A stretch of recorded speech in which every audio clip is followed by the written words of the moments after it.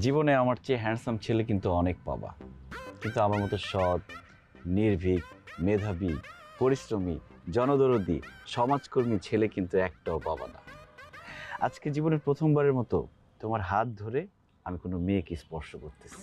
দেখো, ইচ্ছে করলেও কিন্তু আমি তোমার গালে টাচ করতে পারতেছি না। তোমার গালে টাচ করতে গিয়ে আমার কেমন লজ্জা লজ্জা লাগতেছে। কি হলো?